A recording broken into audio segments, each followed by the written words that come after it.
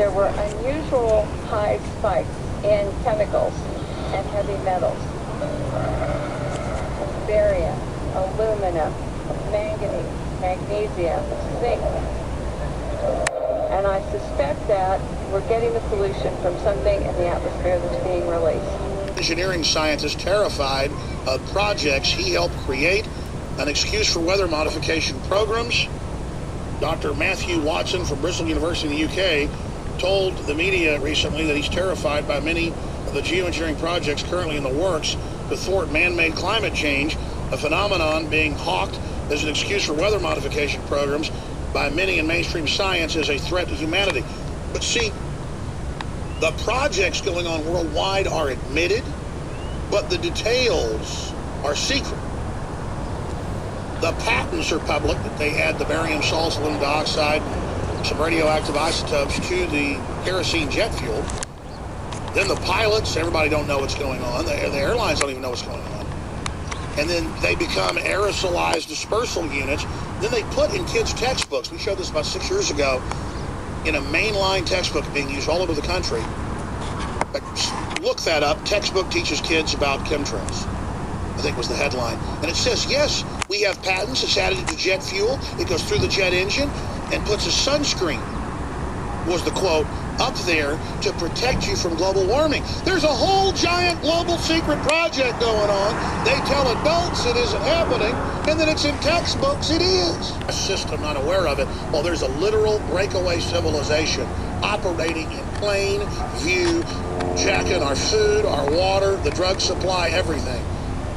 What I know is so insane, I can't believe it. What is admitted is so over the top, I can't even comprehend it. Can you imagine what they're doing? There's a reason they act like we don't exist and don't care. There's a reason the elites are so arrogant. Because they got privy to the life extension technologies, you name it. Does it mean they're immortal? No. It means, though, they're going for it. Dane is actually in Northern California, in Lake Shasta, and has been one of the primary lights dealing with the idea of off-the-grid solar and wind energy power, clean, non-environmental impact kind of technology, and monitoring the tremendous amounts of heavy metals, in particular nanoparticle aluminum, showing up in the waters, literally in the rain. This is not from groundwater contamination. This is not from industrial waste. This is geoengineering the planet where these materials are falling. And in fact, I was told as firsthand that when you put them at high altitudes, at 73 to 80,000 feet, they spread out in a laminar pattern around the planet. And it takes 2.5 to 4 years for these particles to fall to Earth. And there's also mixed in with them barium, which is 10,000 times more toxic than lead, and thorium, and roughly 20 to 1 in 50 atoms of thorium is radioactive. So, we've got some very nasty things going on here, and people need to grasp that these are not things that are going to take decades and centuries. If we don't stop this, as Dr. Mike Castle will be also on with Dane Wigington, the death of the Entor mycorrhizae lichens and fungi that support the root structures of trees, plants, and the ecosystems is dying. And it's dying primarily due to poisoning from things like aluminum toxicity caused by geoengineering the planet based on false science and lies. So, Dane, tell us the story of how you got involved with this, and how serious is the issue, and how quickly is it literally destroying the ecosystems up in Northern California? Thanks, Dr. Deagle. For us, it's a matter of life or death. The changes we've seen in the last 4 years can scarcely be believed.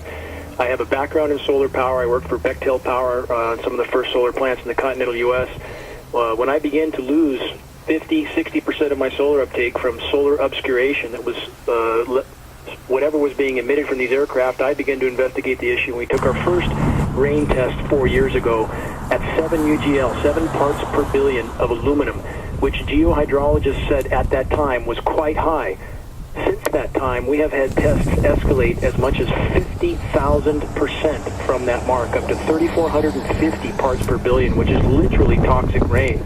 And the fallout has certainly begun to appear here, and now seems to be reaching critical proportions.